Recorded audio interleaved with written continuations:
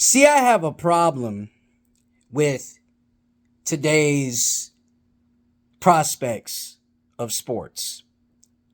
And today's prospects, in my mind, just want to play for endorsements and money. They don't make it about the franchise that they're playing for. They just want to play for the moolah so they can put it in their pockets and buy all these houses and cars and have all these endorsement deals.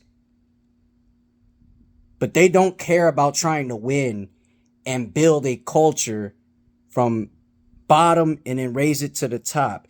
They don't care about that. They just care about this me attitude. You know what I'm saying? You need to leave that me attitude behind you and start making it about the team. Because if you are going to act like a prima donna, then the team is going to separate themselves from you. They're not even going to want to trust you. They're not even going to want to speak to you.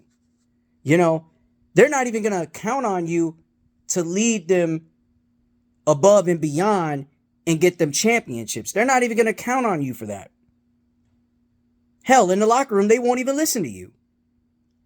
Don't make it about you. Okay? Do not make it about you. Make it about the fact that you could come in and help this team win game after game after game. And even if you lose, your job is to motivate them and say, hey, one game at a time.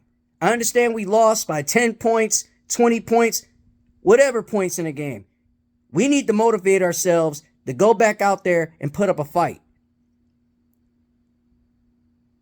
Because that's what real leaders do. Real leaders put the work in, day out, watch film, study playbooks, and not only study playbooks, but be the first one in practice and be the last one to leave practice. That's what real leaders do. Prima donnas, they want to show off, get cheerleaders, get the IG models. That's what prima donnas want to do. But team players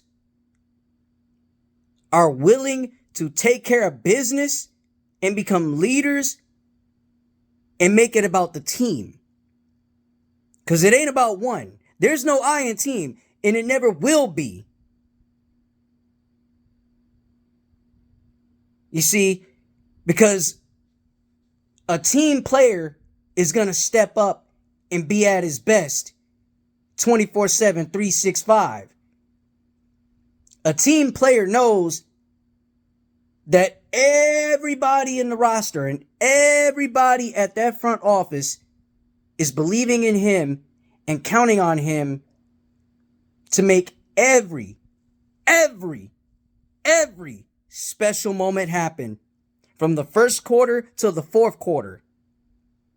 That's why you see legends of the games of sports that are always forever echoed in history. And I'll start with basketball, okay? Isaiah Thomas, the captain, led his Detroit Pistons team to 2 NBA championships. Never said it was about him. He said it was about the team. And look at the success. Hall of Fame great. Let it be known he's a Hall of Fame great. Steve Yzerman, an all-time hockey great, led the Red Wings to multiple Stanley Cups, and now he is running the Detroit Red Wings, a team that I'm wearing right here on my head. And I am a diehard Red Wings fan, and I expect nothing but the best out of that roster, out of that franchise going forward. But Steve Yzerman was a team player through and through.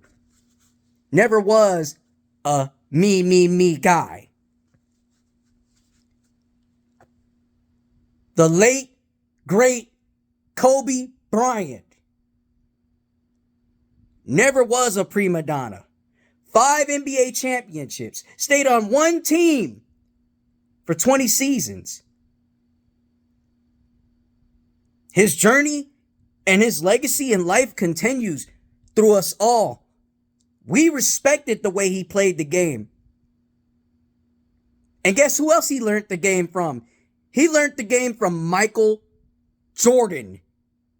Okay, Black Jesus. Michael Jeffrey Jordan,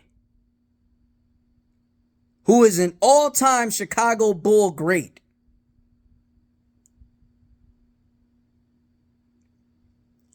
Baseball.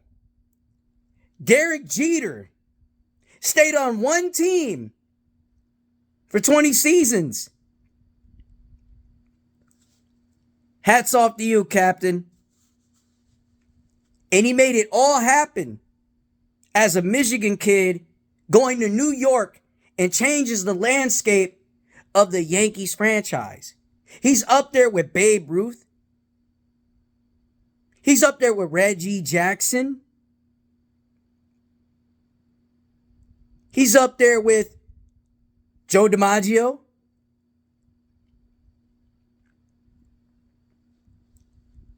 And he's definitely beloved throughout New York City. Oh, you could go through the Bronx. You can go through Manhattan. You can go through downtown New York. And you know who they'll be talking about? Derek Jeter. Derek Jeter. That is like my impression of New York. Okay? Of a New York accent. Derek Jeter. Derek Jeter, B. That man was the man in New York City. And forever will be the man in New York City.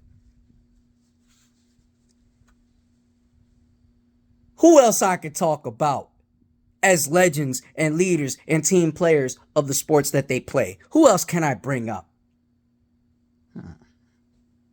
Who else can I bring up? Joe Namath got a Super Bowl ring with the New York Jets. Team player. Even though he tried to be fancy, fly, and whatnot with his mink suits and gators and whatnot, being a football Ric Flair. Woo!